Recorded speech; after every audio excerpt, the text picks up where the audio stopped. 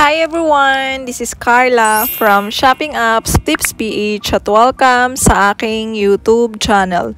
Our topic for today is how to increase your Shopee sales this 10/10.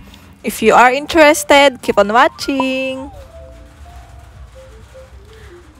Okay, punta po tayo sa ating Shopee app. Ayan. So, nandito na po tayo sa ating Shopee app. So, last time, nung 9/9 ay nag-create po tayo ng discount promotions, vouchers, bundle deal, and free gift. So, ngayon, ang ituturo ko naman sa inyo ay kung paano mag-promote ng inyong products gamit ang video. So, i-click po natin itong My Videos, Promote Now, Get More Order. So, i-click lang po natin yan. And then, i-click po natin itong Post. And then, i-click naman po natin itong My Plus, Post Video. Yan. And then, i-click naman po natin itong Library.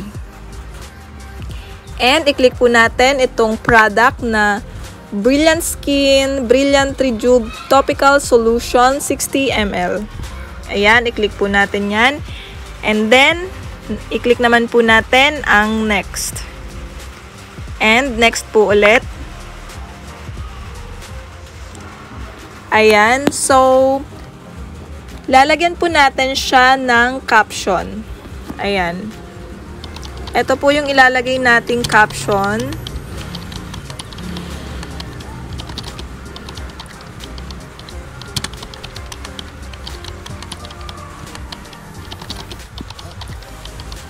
And then, lagyan po natin ng hashtag. So, yan. Okay na. I-click na po natin ang OK. And then, i-click naman po natin itong Add Products and Vouchers. Ayan. So, hanapin po natin yung toner na yon. So, ito po yun siya. So, i-click lang po natin itong Add. Ayan. And then, done. So, yon. And then, i-click na po natin itong post. And then, i-click po natin itong promote now, get more order. So, yon. Uploaded na po siya. Ito po yon. Yan.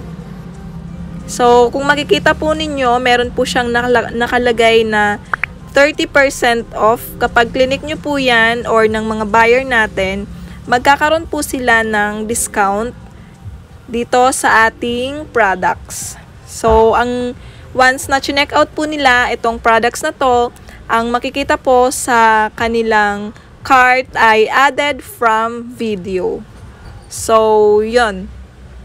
So, yun lamang po. I hope makadagdag po ito sa inyo kung paano maka-gain ng maraming buyers this 10/10 Shopee sales.